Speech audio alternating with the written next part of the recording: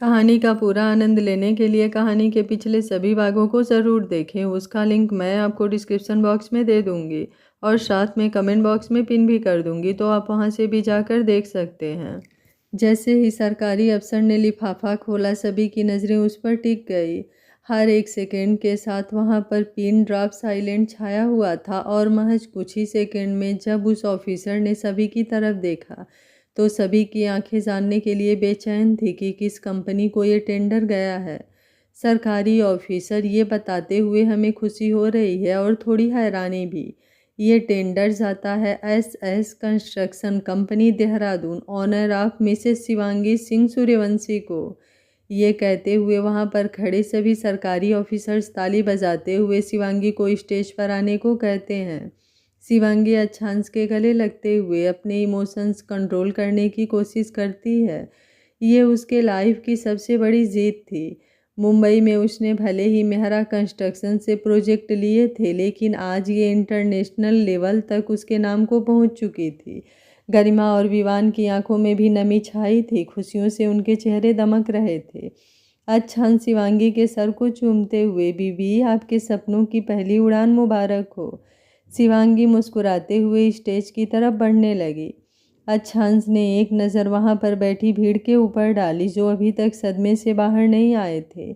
इन सब में रिवांश और रतन मेहरा भी शामिल थे। उन्हें तो अभी तक विश्वास नहीं हो रहा था कि उन्होंने जो सुना वो सपना है या हकीकत। अच्छांश रिवांश की तरफ देख मुस्कुरा देता है। अनिकेत बोला, यार मुझे तो लग रहा है यहाँ पर खड़े सारे बिजनेसमैन यहीं पर सुसाइड कर लेंगे। गरिमा मुस्कुराते हुए, बाकी सारे बिजनेसमैन करे या ना करे, लेकिन मेहरा कंपनी की नींव तो ज़रूर हिल गई है। विवान बोला, आखिर मैम से उलझने का अंजाम उन्हें भी तो पता चलना चाहिए। ये सुनते ही अच्छांश और अनिकेत विवान को गहरी नज़रों से देखते हैं। क्या कहा तुमने?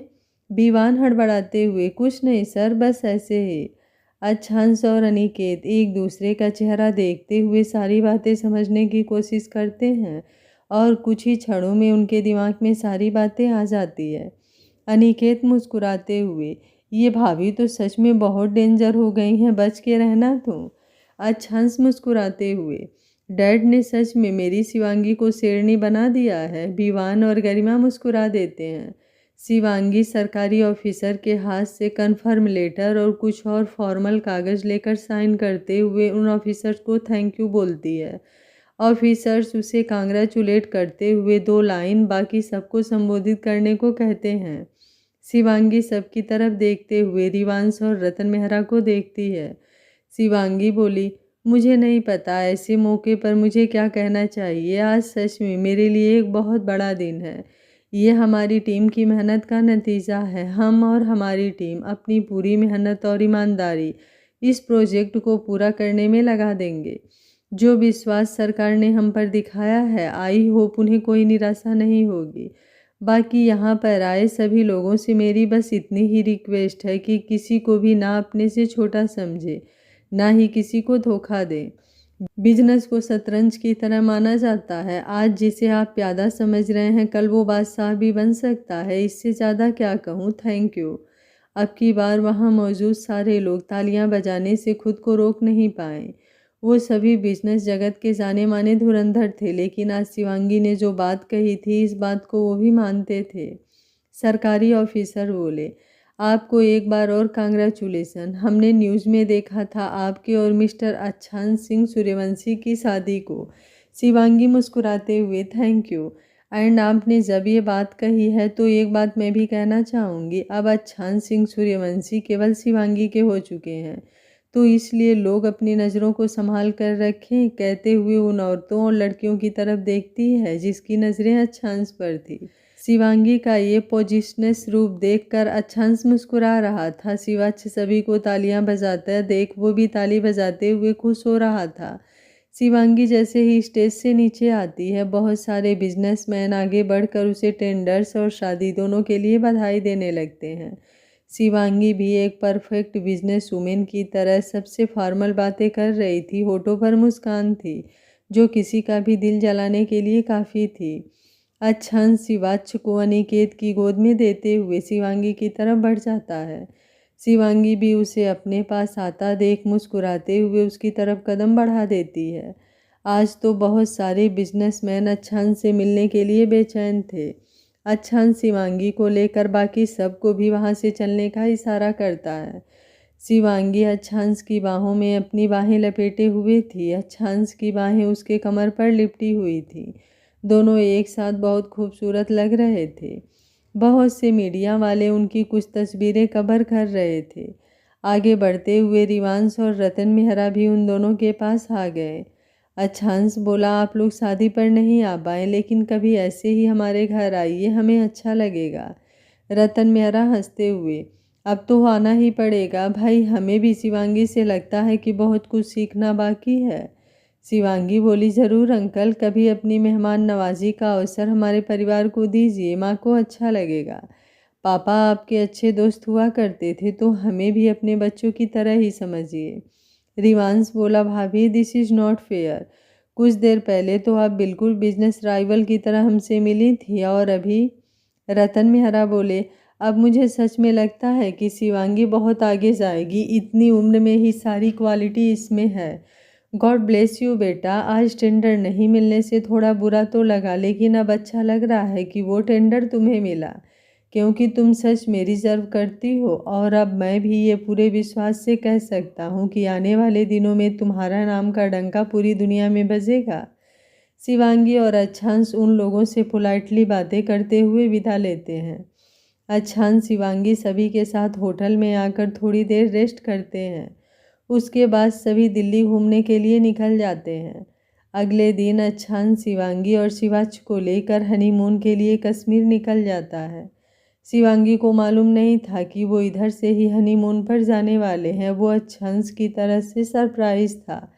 अनिकेत जयपुर के लिए निकल जाता है। गरिमा और वियान देहरादून आकर अपने काम पर लग जाते हैं। अब काम बढ़ गया था और एक हफ्ते तक लगभग शिवांगी अपने हनीमून में व्यस्त रहने वाली थी। कश्मीर पहुंचते ही शिवांगी बहुत खुश थी। शिवाच भी अब बाहर घूम घूम कर बहुत खुश था। वो होटल पहुंचने तक सो गया था, लेकिन अच्छांश शिवांगी को सोने देने के मूड में नहीं लग रहा था। कमरा हनीमून स्वीट था।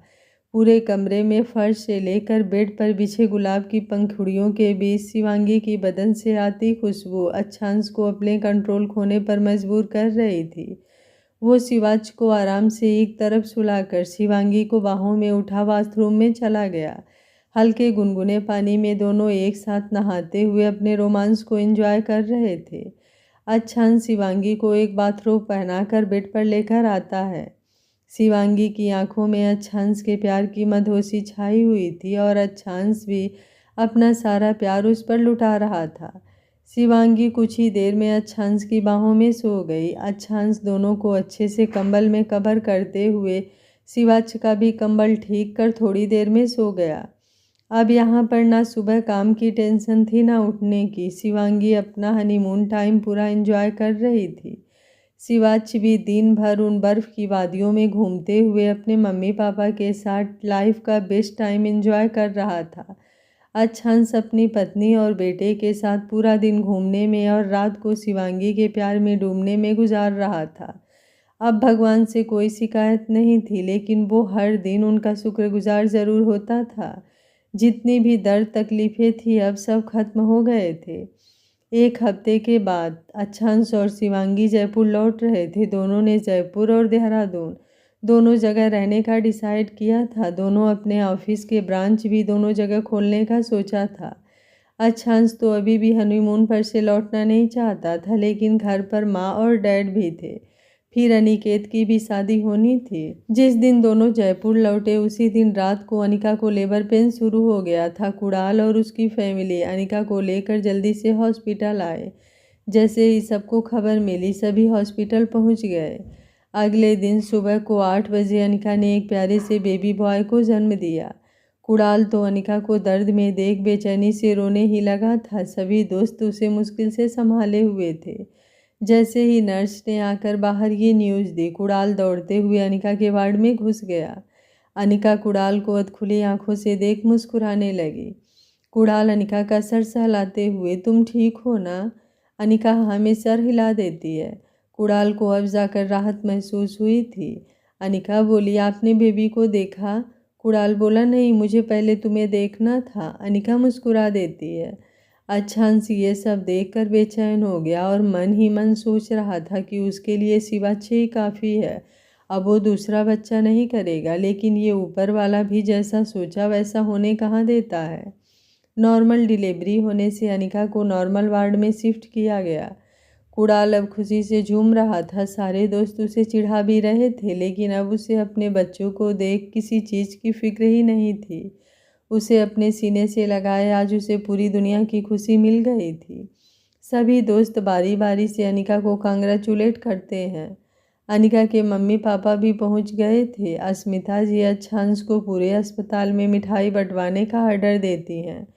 कुणाल के मम्मी पापा अपने पोते की नज़र उतारते हुए कुछ रुपए नर्स को दे देते हैं। आज तो हॉस्पिटल वालों की जैसे लॉटरी लग गई थी। सारे दोस्तों ने जाने कितने रुपए उस बच्चे पर वार दिए थे। शाम को घर के सभी बड़े अनिकेत के घर पहुंच गए थे, बच्चों के वेलकम की तैयारी करने। नॉर्मल डिलीवरी होने की वजह से डॉक्टर ने जल्दी डिस्चार्ज किया था। लगभग शाम के 7 बजे तक कुणाल अनिका को लेकर घर के लिए निकल जाता है। सभी दोस्त भी अपने अपने गाड़ी से उसके घर के लिए निकल गए थे। घर पहुंचते ही कुणाल की मम्मी अनिका और बच्चे की आरती उतार कर घर के अंदर लाती हैं। पूरा घर बैलून और फूलों से सजा हुआ था। सभी बच्चों को गोद में लेने के लिए बेचैन थे। शिवाच्छ तो इतने छोटे बच्चे को देख उसके आसपास मंडरा रहा था। अस्मिता जी अनिका को पहले रूम में ले जाने को कहती हैं। घर में चारों तरफ खुशियां छा गई थी। आज सभी का खाना यहीं पर होता है। खाना खाकर सभी दोस्त अपनी अपनी फैमिली के साथ घर के लिए निकल जाते हैं। घर के सभी लोग मिलकर अनिका का और बच्चे का ख्याल रख रहे थे। घर आते हुए शिवाच्छ बहुत सवाल कर रहा था, जिससे अस्मिता जी बता देती हैं कि बेबी अपने माँ के टमी से आया है, जैसे तुम आए हो। अब शिवाच्छ जिद करने लगता है कि उसे भी अपने मम्मा के टमी से छोटा सा बेबी चाहिए। शिवांगी बोली, बाबू आप मम्मा के बेबी हो ना? शिवाच्छ मुंह फुलाकर अपने पापा को देखता है। अच्छांश बोला, कोई बात नहीं बाबू, कुणाल चाचू और अनिका चाची की बेबी के साथ आप खेल लीजिएगा। शिवाच्छ बोला, लेकिन मुझे बेबी अपने घर में चाहिए। अच्छांश बोला, वो सब तो ठीक है, लेकिन अगर बेबी आएगा तो वो आपके सारे खिलौने भी ले लेगा। मम्मा के गोद में वही सोएगा, क्योंकि वो छोटा होगा ना, और मैं भी उसे घुमाने ले जाऊंगा। फिर आप क्या करोगे? ये सुनते ही शिवाच्छ चिल्लाते हुए, नहीं, मुझे बेबी नहीं चाहिए। अस्मिता जी अच्छांश को डांटते हुए, ये क्या सिखा रहा है बच्चे को? अच्छांश बोला, माँ आप देख नहीं रही हैं, ये नहीं मान रहा है। अस्मिता जी बोली, तो तू इसे अनाप शनाप सिखाएगा? ये बात अगर इसके मन में बैठ गई तो आगे चलकर जब तुम लोगों के दूसरे बच्चे होंगे तो ये उससे नफरत करने लगेगा। शिवांगी भी अच्छांश की बातें सुन थोड़ी हैरान हो गई थी। अच्छांश बोला, अच्छा तब की तब देखेंगे, कहते हुए बात खत्म कर देता है। शिवाच्छ भी अब शांत होकर अस्मिता जी की गोद में ही सो जाता है। अस्मिता जी अच्छांश से थोड़ा गुस्सा होती हैं, लेकिन अच्छांश वहीं पर बात खत्म कर देता है। शिवांगी को अच्छांश का ये बिहेवियर कुछ अलग लग रहा था, लेकिन वो इस वक्त कुछ नहीं कहती। घर पहुंचते ही उद्भव सिंह कुणाल के बच्चे के बारे में पूछने लगते हैं। शिवांगी बोली, सब ठीक है डैड, चलिए अब आप भी आराम कर लीजिए। सभी अपने अपने कमरे में आराम करने आ जाते हैं। शिवांगी शिवाच्छ को सुलाकर अपने कपड़े चेंज करती है। अच्छांश ने तब तक अपने कपड़े बदल लिए थे। बेड पर लेटते हुए शिवांगी अच्छांश के सीने पर अपना सर रखते हुए, क्या बात है, परेशान से लग रहे हैं? अच्छांश शिवांगी को बाहों में भरते हुए, परेशान नहीं हूँ, बस सोच रहा हूँ कि ऑपरेशन आपका करवाना ठीक रहेगा या मेरा। शिवांगी कुछ पल के लिए बिल्कुल फ्रीज हो गई। उसे समझ ही नहीं आया कि उसने जो सुना है वो गलत सुन लिया है या सच में अच्छांश ने ये बात कही है। लेकिन अच्छांश की आंखों में देखते हुए उसे एहसास हुआ कि इस वक्त अच्छांश ने जो भी कहा है वो सच है। वो हैरानी से, ये आप क्या कह रहे हैं, क्या हो गया है आपको? अच्छांश बोला, बीबी आज अपने कुणाल और अनिका की हालत देखी ना, मुझे बहुत डर लग रहा है। शिवाच्छ के समय कैसे झेला होगा सब कुछ, मैं नहीं देख सकता आपको इतनी तकलीफ में। वैसे भी शिवाच्छ तो है ना, एक ही बच्चा काफ़ी है, मुझे नहीं चाहिए अब कोई बेबी।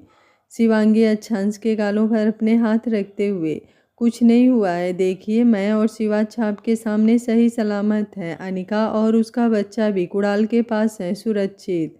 अच्छांश बोला, लेकिन बीबी, अनिका कितना दर्द से चिल्ला रही थी, कुणाल कितना बेचैन था। नहीं, अब मुझे बच्चे नहीं चाहिए। मैं आपको इस तरह तड़पते देख खुद ही खत्म हो जाऊंगा। शिवांगी उसके ऊपर अपना हाथ रखते हुए, एक बात कहूँ? अच्छांश सवालिया नज़रों से शिवांगी को देखता है। शिवांगी बोली, आपको पता है जब डॉक्टर ने मुझे बताया था कि मैं प्रेग्नेंट हूँ तब मैंने क्या सोचा था? अच्छांश बोला, क्या? शिवांगी हिम्मत करके, मैंने अबॉर्शन कराने का सोचा था।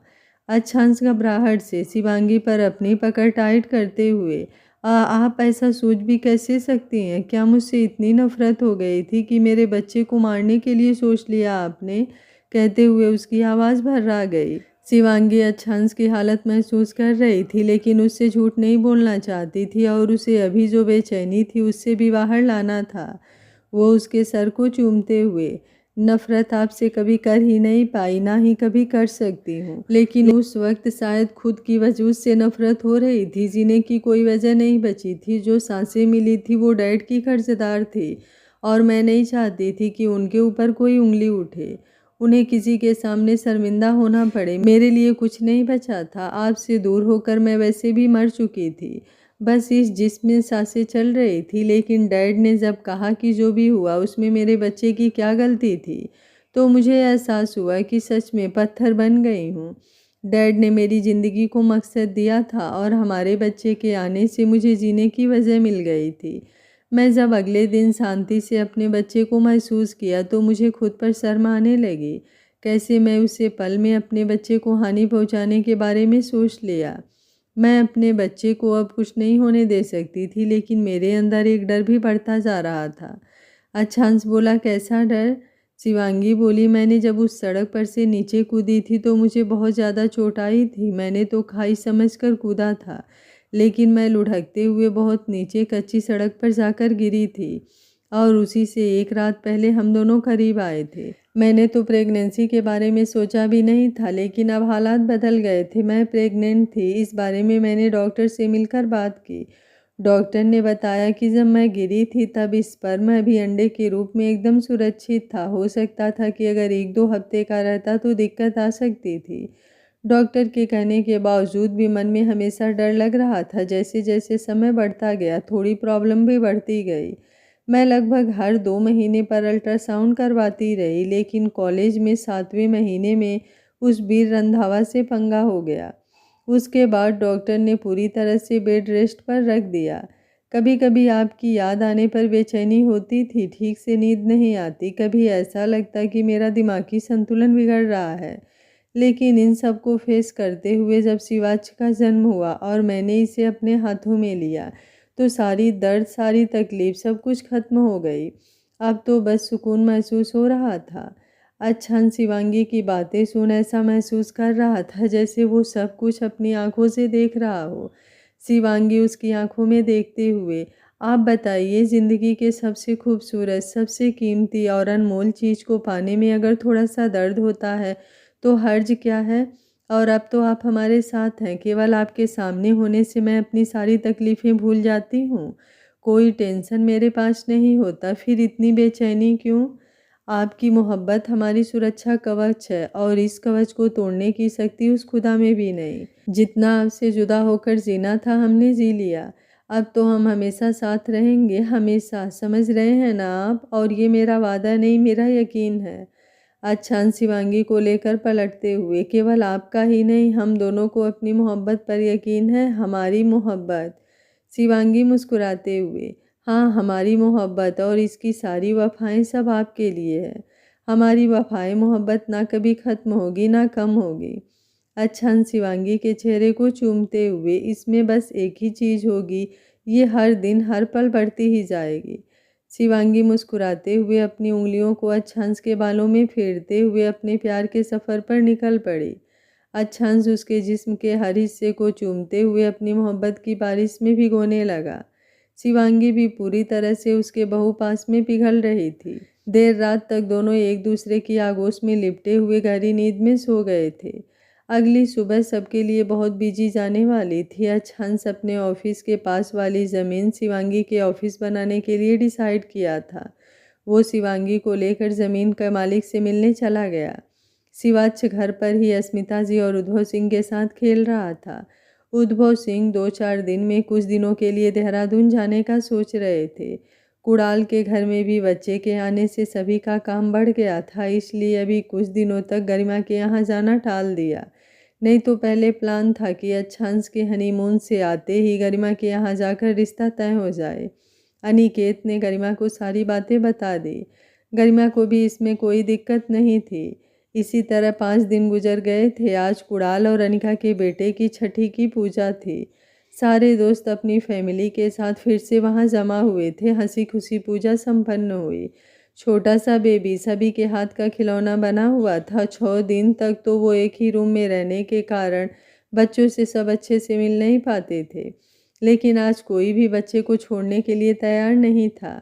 घर लौटते हुए शिवाच्छ बच्चों के बारे में बातें करते हुए बहुत खुश हो रहा था और आज अच्छांश भी उसके साथ बातें करते हुए खुश था। अगली सुबह अच्छांश ऑफिस के लिए निकल गया। शिवांगी के ऑफिस के लिए ज़मीन फाइनल हो गई थी और शिवांगी खुद अपनी कंपनी के अंदर ऑफिस तैयार करने वाली थी। मुंबई के प्रोजेक्ट वाला काम भी अपनी गति से चल रहा था। दिल्ली का प्रोजेक्ट भी 15 दिन में शुरू कर देना था। उद्भव सिंह आज शाम की फ्लाइट से देहरादून जाने वाले थे। शिवांगी ने भी साथ चलने के लिए कहा, लेकिन उद्भव सिंह ने मना करते हुए समझाया कि देहरादून बस 2-4 दिन के लिए जा रहे हैं, फिर एक बार ऑफिस की देख रेख करके तो वो आ ही जाएंगे। तब तक वहाँ अच्छांश की कंपनी के लिए कोई ज़मीन भी देख लेंगे। शिवांगी भी उनकी बात मान गई। दोपहर तक उद्भव सिंह ने अपनी पैकिंग कर ली थी।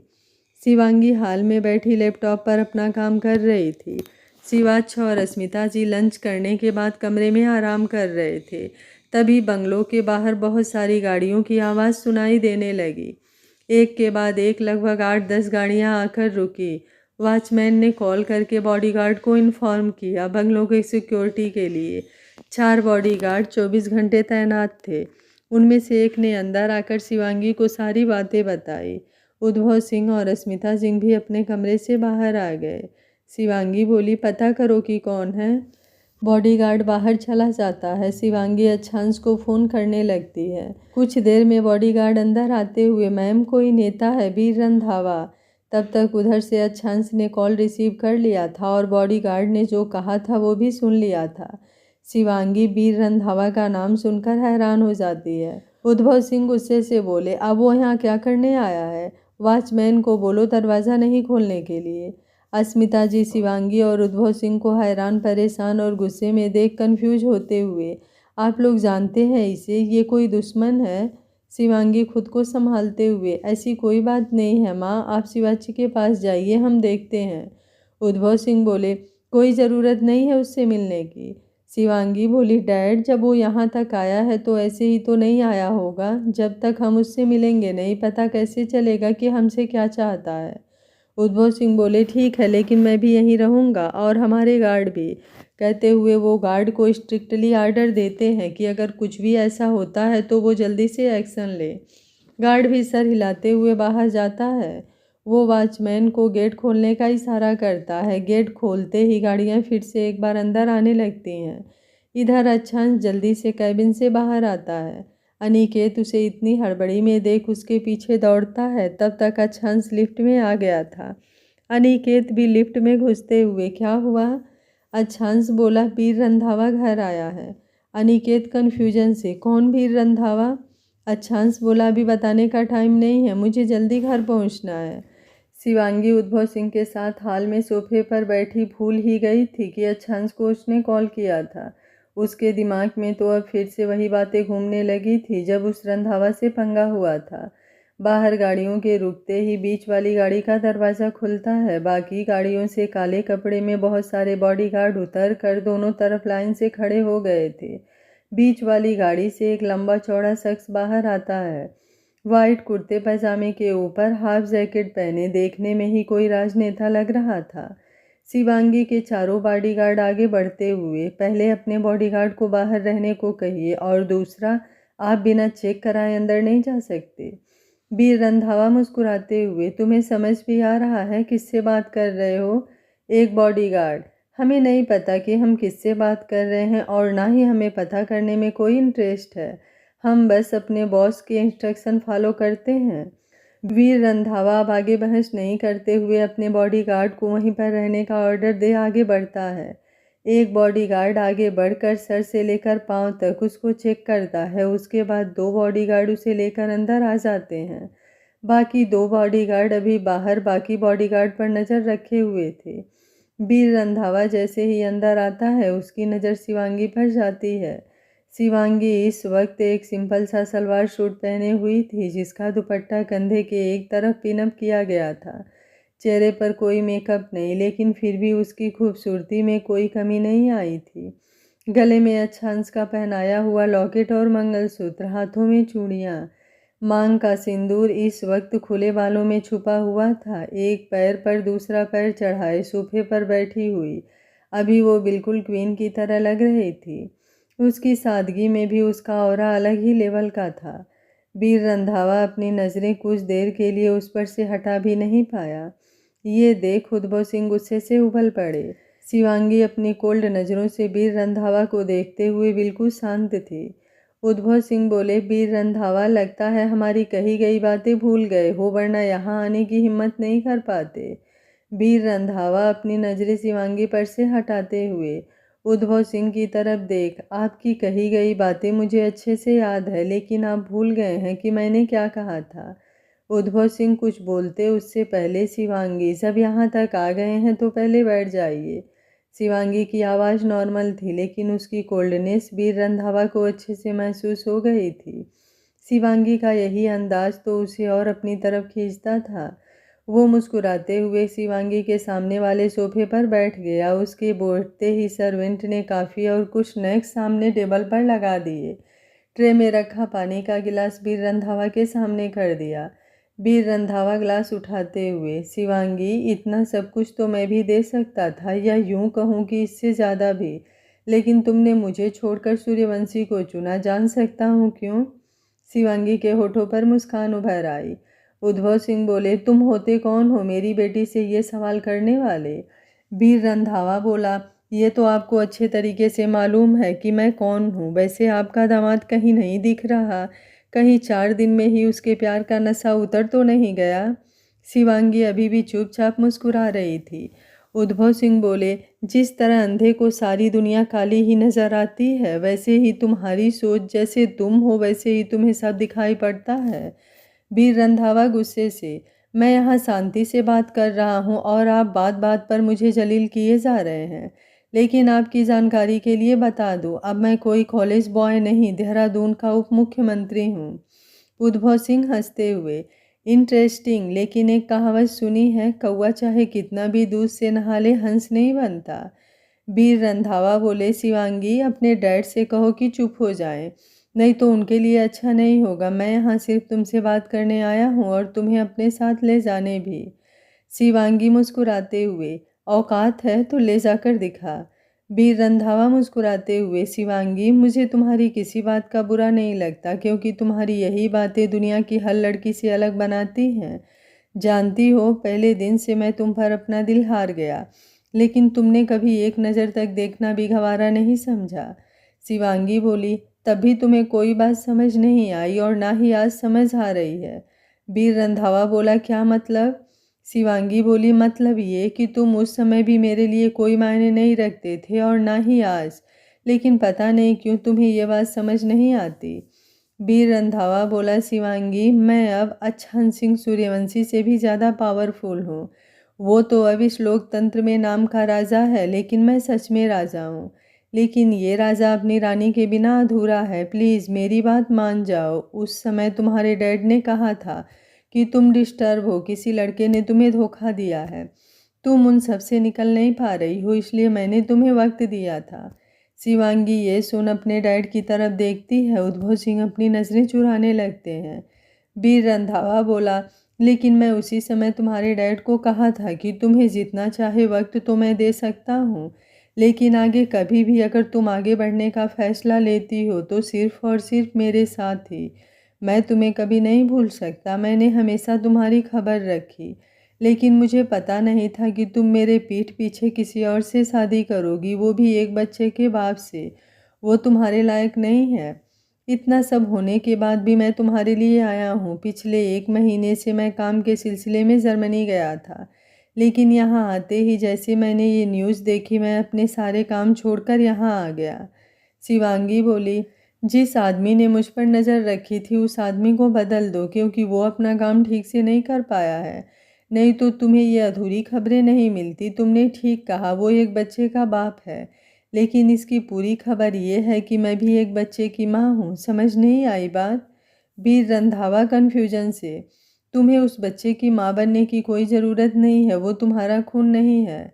शिवांगी बोली, वीर रंधावा तुम मुख्यमंत्री कैसे बन गए? लोग तो कहते हैं लड़कियों का दिमाग घुटनों में होता है, लेकिन तुम में तो मुझे वो घुटनों में भी नहीं दिख रहा है।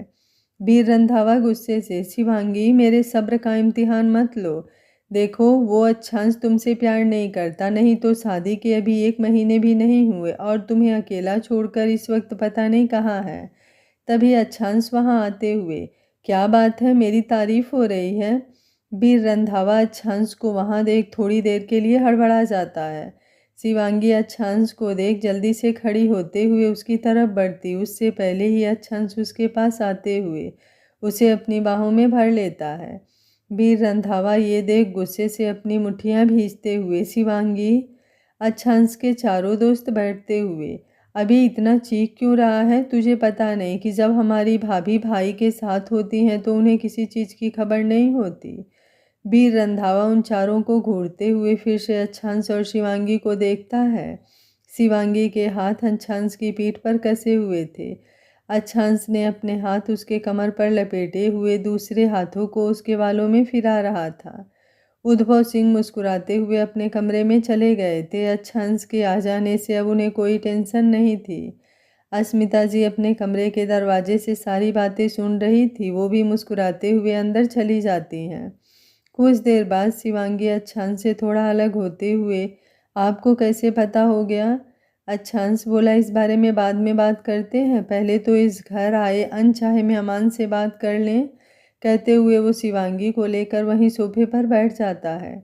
शिवांगी उसके बेहद करीब थी। अच्छांश के हाथ अभी भी उसकी कमर में लिपटे हुए थे। अच्छांश बोला, हाँ तो मिस्टर रंधावा क्या कह रहे थे आप? वीर रंधावा गुस्से की आग में जलते हुए, शिवांगी ये तुम ठीक नहीं कर रही हो। आखिर मुझ में क्या कमी है? क्यों तुम मुझे नहीं चुन सकती? क्यों मेरे प्यार को एक्सेप्ट नहीं कर सकती? मेरे पास दौलत है, शोहरत की कोई कमी नहीं है, सब कुछ खुद के बल पर कमाया है। तुम्हें जिन जिन बातों से नफरत थी, मैंने उन सारी चीज़ों को छोड़ दिया। तुम जैसा चाहती थी मैं वैसा बन गया हूँ, फिर क्यों? अच्छांश बोला, मिस्टर रंधावा आपको नहीं लग रहा है कि आप मेरे सामने मेरी पत्नी से ऐसे बातें कहने की हिम्मत कर रहे हैं जिसका अंजाम आपकी जान देकर भी चुकानी पड़ सकती है? वीर रंधावा बोला, मिस्टर सूर्यवंशी, आपको मेरे सिर्फ बोलने से दिक्कत हो रही है तो आप सोचिए कि मैं अपने प्यार को किसी और के साथ देखकर कैसे शांत रह सकता हूँ। जबकि आपसे पहले से मैं शिवांगी को प्यार करता हूँ, तो इस नाते मेरा हक शिवांगी पर ज़्यादा है। अच्छांश मुस्कुराते हुए, कब से जानते हो शिवांगी को? वीर रंधावा, लगभग 4.5 साल से। अच्छांश बोला, अब ये जानना चाहोगी कि मैं शिवांगी को कब से जानता हूँ? 8 साल 2 महीने 20 दिन। वीर रंधावा चौंकते हुए, वाट, तुम झूठ बोल रहे हो?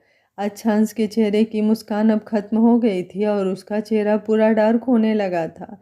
जिस गुस्से को उसने रास्ते भर दबाने की कोशिश की थी वो फिर से एक बार सर उठाने लगा था, लेकिन बाहों में शिवांगी थी और ये वजह काफ़ी थी उसे शांत रहने के लिए। अच्छांश बोला, वैसे तो मैं किसी को बताना ज़रूरी नहीं समझता, लेकिन जिस प्यार को मैंने महसूस किया है, बस उस प्यार के लिए आपको बता रहा हूँ। मेरी पत्नी से दूर रहो। और रही वक्त की बात, तो ये किसी भी इंसान का अपना हक होता है कि वो अपने ऊपर किसका हक चाहता है। कौन आगे आया कौन पीछे आया, इससे कोई मतलब नहीं होता। आपको शिवांगी ने कभी नहीं कहा कि वो आपसे प्यार करती है, ना ही इसकी तरफ से कुछ ऐसा किया गया। जिससे आपको गलतफहमी हो कि वो आपसे प्यार करती है। अगर मैं बाद में भी आया तो भी, आगे आया तो भी, ये पूरी तरह से शिवांगी का फैसला है कि वो किसे चाहती है और किस्मत से ये फैसला मेरे हिस्से आया है। वीर रंधावा बोला, लेकिन क्यों? ये फैसला मेरे हिस्से क्यों नहीं? शिवांगी बोली, मिस्टर रंधावा, अभी तक आपने मेरे बारे में पूरी बात नहीं जानी है। जिस लड़के के बारे में मेरे डैड ने बताया था वो अच्छांसी है। और सबसे इम्पॉर्टेंट बात, जिस समय की आप बात कर रहे हैं कि आपने मुझे देखा था और आपको प्यार हो गया था, उस समय हमारी शादी हो चुकी थी और मैं प्रेग्नेंट थी। जिस बच्चे के बारे में आप जानते हैं वो हम दोनों के मोहब्बत की निशानी है। आई होप आप बात को समझेंगे। वीर रंधावा अपने चेहरे को दोनों हाथों में ढकते हुए धम से सोफे पर बैठ जाता है। अच्छांश और शिवांगी के साथ बाकी चारों दोस्त भी उसे देख रहे थे। कुणाल आज घर पर ही था। अच्छांश ने उसे कुछ भी बताने से मना किया था। कुछ देर बाद वीर रंधावा खुद को संभालते हुए, शिवांगी, तुम्हें मेरे साथ चलना ही होगा। तुम जो कहोगी वो सब मैं मानूंगा, लेकिन तुम्हें मुझसे कोई दूर नहीं कर सकता। तुम मेरी हो। शिवांगी बोली, अब वीर रंधावा को और ज़्यादा टॉलरेट नहीं कर सकती थी। उसकी बात सुनकर उसके सब्र की सीमा टूट गई। वो गुस्से से चिल्लाते हुए, शट अप योर माउथ, नहीं तो आज यहाँ से तुम्हारी अर्थी ही उठ कर जाएगी। तुम्हें बात समझ नहीं आ रही या समझना नहीं चाहते? मैं कोई सामान हूँ जो तेरी हो जाऊँगी और तेरा मेरे पर हक हो जाएगा? मैं जीती जागती इंसान हूँ और मेरे दिल में किसके लिए फीलिंग्स है ये मैं डिसाइड करूँगी, तू नहीं। वीर रंधावा झट से उठकर अपने पीछे खड़े गार्ड के हाथ से गन छीनते हुए, तुम्हें इस अच्छान से प्यार है ना? लेकिन अगर यही नहीं रहेगा हमारे बीच, तब तो तुम्हें मेरे पास आना ही होगा। अच्छान सभी भी शांत बैठा वीर रंधावा को देख रहा था, लेकिन जितना चेहरे पर शांति नजर आ रही थी, अंदर उतना ही तूफान उठा हुआ था। लेकिन उसे खुद पर गन ताने देख उसके चेहरे पर हल्की मुस्कान आ गई। शिवांगी दोनों सोफे के बीच रखे टेबल पर जोर से लात मारते हुए, हिम्मत है तो चला कर देख, तेरी सारी मर्दांगनी आज यहीं पर निकालूंगी। बहुत समझा लिया तुझे, लेकिन कहते हैं ना, लातों के भूत बातों से नहीं समझते। अचानक टेबल पलटने से वीर रंधावा का बैलेंस बिगड़ गया था और इतनी देर में गार्ड ने उसके हाथ से गन छीन ली थी और उसके कनपटी पे लगा दिया था। वीर रंधावा शिवांगी का गुस्सा तो पहले ही देख चुका था, लेकिन आज फिर से शिवांगी का वही रूप उसके आंखों के सामने था। आवाज़ सुनकर अस्मिता जी और उद्भव सिंह भी बाहर आ गए थे। शिवाच्छा अस्मिता जी की गोद में था। अच्छन शिवांगी को संभालता उससे पहले ही शिवांगी वीर रंधावा की तरफ बढ़ते हुए, तेरी सारी गलतियों को माफ़ करते हुए हमने कोशिश की तू शांति से यहाँ से चला जाए, लेकिन तूने तो हमारी शांति को हमारी कमजोरी समझ लिया। तुझे इनकी जान लेने की बात नहीं करनी चाहिए थी। कहते हुए वो एक लात उसके पेट पर जड़ देती है, जिससे वो सोफे सहित पीछे उलट जाता है। शिवांगी एक गार्ड के हाथों से गन लेते हुए, तूने कहा कि मेरे डैड ने बताया था तुझे कि मुझे किसी लड़के ने धोखा दिया है, तो एक बार सोच कर देख कि इनके धोखा देने के बाद भी मैंने तेरी तरफ पलट कर नहीं देखा। तो सोच, अब तो हमारे बीच सारे धोखे और गलतफहमी खत्म हो चुकी है। अब हमारे बीच सिर्फ मोहब्बत है। तो फिर तेरे दिमाग में ये बात आई कैसे कि मैं तेरे साथ चलूँगी? तेरे जैसे गधे के दिमाग में ये बात कैसे आएगी? नहीं, मैंने तुझे कभी कहा, ना ही कोई ऐसा इशारा किया जिससे तुझे गलतफहमी हो। तू चाहे जैसा भी बदल गया हो, तू चाहे जैसा भी बन गया हो, मैंने तो कभी नहीं कहा था। वीर रंधावा को इस समय शिवांगी में चंडी दुर्गा काली सब नजर आ रही थी। उस दिन तो उसके गुस्से की एक झलक देखी थी, लेकिन आज वो पूरे गुस्से की ज्वालामुखी बनकर फूटी थी। अच्छांश के साथ चारों दोस्त भी अपनी जगह पर खड़े रह गए थे। अस्मिता जी जल्दी से शिवाच को लेकर कमरे के अंदर चली गईं। वीर रंधावा कपकपाते हुए, सिसी शिवांगी, शिवांगी अपने पंजे के बाल नीचे बैठते हुए गन को उसके मुंह में घुसाते हुए, तुम्हारी जुबान से अगर एक शब्द भी अब शिवांगी निकला तो जबान काट कर यहीं पर फेंक दूंगी। तुम्हारे मुंह से निकलता मेरा नाम भी गाली के जैसा लग रहा है। वीर रंधावा की आंखों में खौफ उतर आया था। उद्भव सिंह बोले, अच्छांश बेटा उसे रोकिए, हम इससे बाद में निपट लेंगे। अच्छांश जल्दी से आगे बढ़ते हुए शिवांगी को पकड़ अपनी बाहों में भींच लेता है। शिवांगी खुद को छुड़ाने की कोशिश करते हुए क्या कर रहे हैं आप? छोड़िए मुझे, आज इसे जिंदा ही नहीं छोड़ूंगी। गलती हो गई, इसे उसी समय कॉलेज में मार देती तो आज यहाँ पर अपनी गंदगी फैलाने नहीं आता। वीर रंधावा खुद को संभालते हुए किसी तरह उठकर बैठा। अब उसकी हिम्मत जवाब दे गई थी, लेकिन अभी भी शिवांगी को पाने का मुंह उससे छूट नहीं रहा था।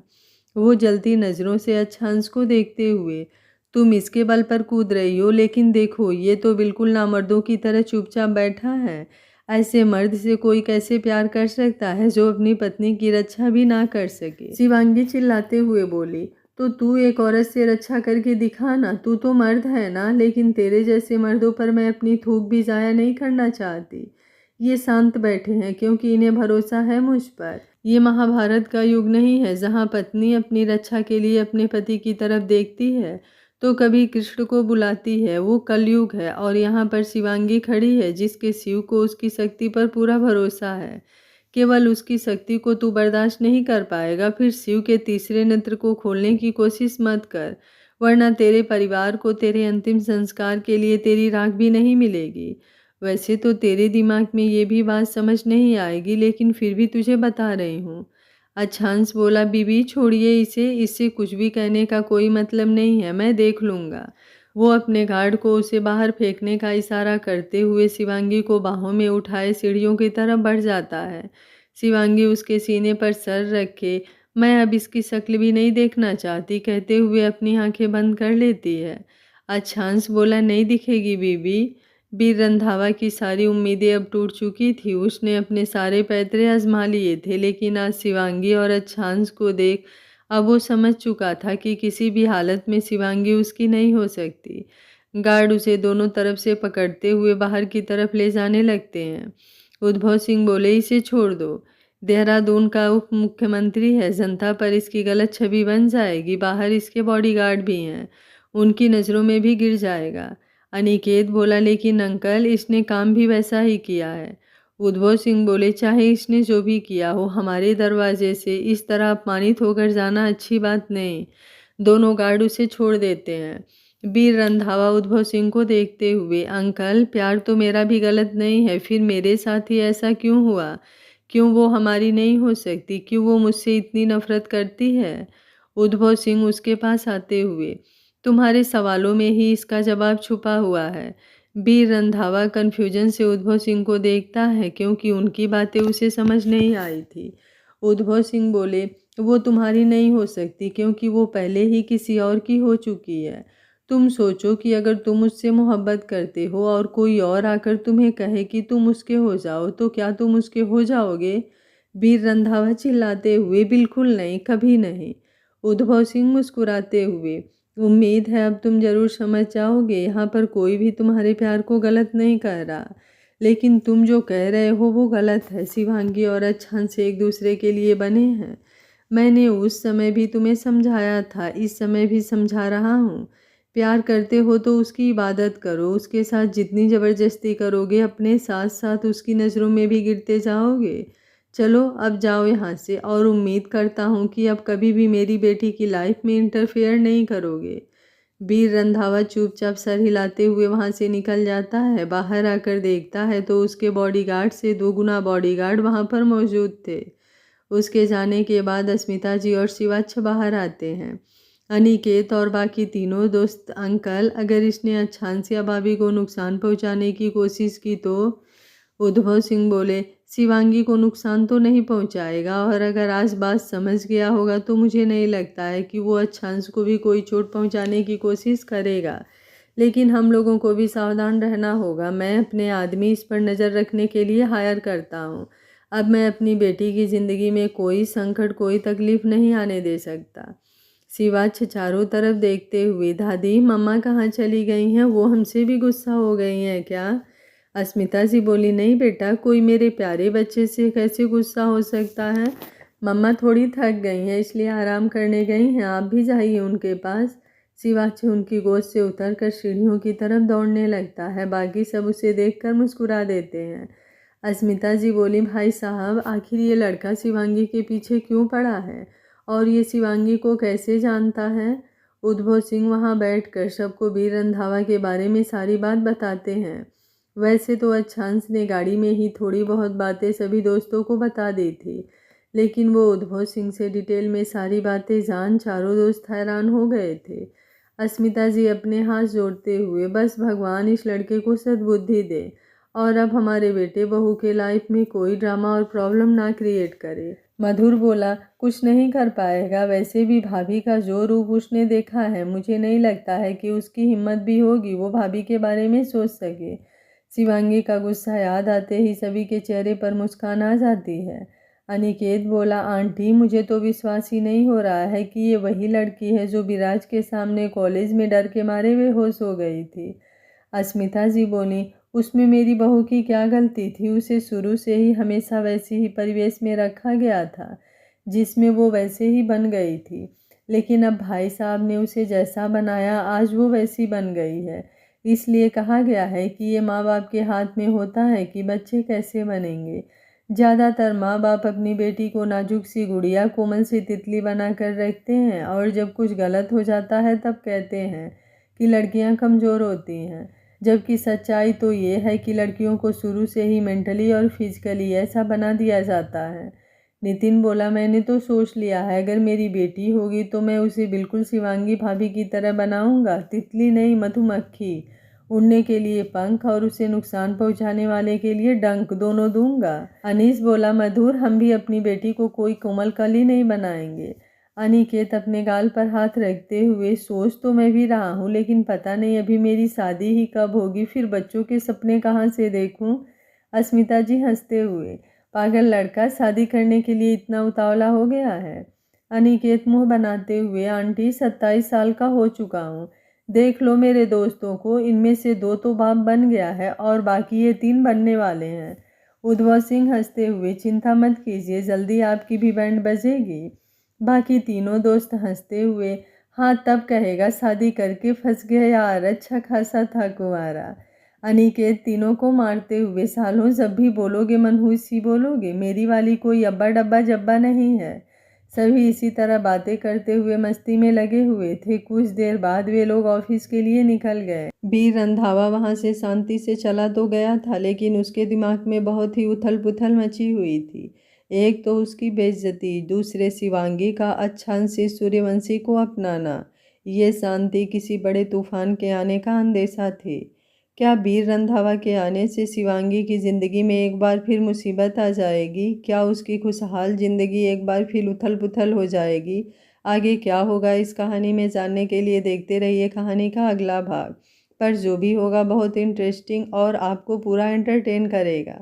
कहानी अच्छी लग रही है तो वीडियो को लाइक, शेयर एंड चैनल को सब्सक्राइब कर लीजिए। Thank you for watching. मिलते हैं कहानी के अगले भाग में।